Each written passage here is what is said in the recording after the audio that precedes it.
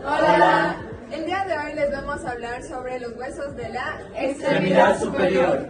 Consta de los siguientes huesos: la escápula, La clavícula el húmero, el cúbito, el radio. y los huesos del carpo. ¡Empezamos! El radio es un hueso largo ubicado lateralmente al cúbito entre el capítulo del húmero y el carpo. Para el estudio del radio debemos de saber que tiene tres caras: una cara anterior, una cara posterior y una cara lateral. En la cara anterior, esta se halla ligeramente excavada en su parte superior y sirve como inserción al músculo flexor del pulgar y al músculo pronador cuadrado en su parte inferior.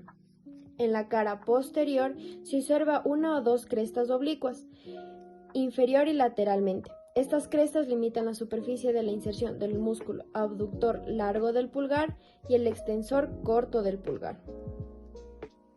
En la cara lateral, esta es convexa y redondeada y presenta en su parte media una superficie rugosa destinada a la inserción del músculo pronador redondo y superiormente para el músculo supinador. El radio tiene tres bordes: un borde anterior, un borde posterior y un borde interóseo.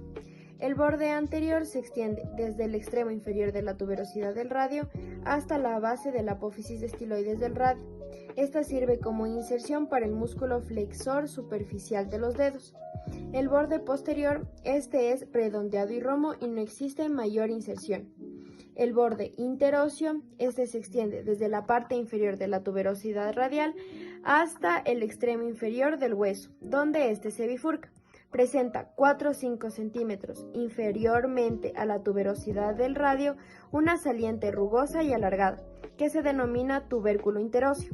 Este tubérculo está determinado por la inserción radial de los fascículos principales de la membrana interósea del antebrazo. El radio tiene dos extremos, un extremo superior y un extremo inferior. El extremo superior consta de la cabeza del radio, el cuello del radio y la tuberosidad radial. La cabeza del radio. Esta es una saliente que termina superiormente a este hueso. Es casi cilíndrica. La cara superior de la cabeza del radio existe una fosita articular y se articula con el capítulo del húmero. La parte medial del borde de la fosita articular es tallada en bíceps.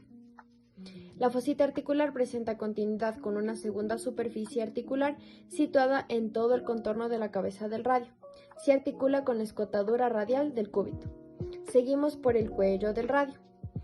Después de esta tenemos la tuberosidad radial. Esta es una eminencia ovoide situada en la parte anteromedial del hueso, en la unión del cuello y del cuerpo del radio, y sirve como inserción al tendón del músculo bíceps braquial.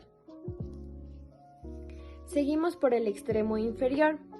El extremo inferior presenta caras: una cara inferior, una cara anterior, una cara posterior, una cara lateral y una cara medial. En la cara inferior, esta es articular, constituye la cara articular carpiana. Está dividida por una cresta roma antero-posteriormente en dos pares, una lateral que se articula con el hueso escafoides y otra medial que se articula con el hueso semilunar. En la cara anterior, esta sirve para inserción del músculo pronador cuadrado.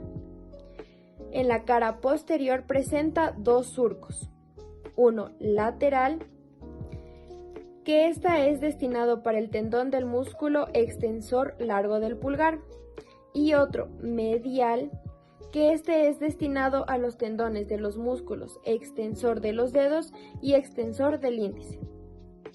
La cara lateral.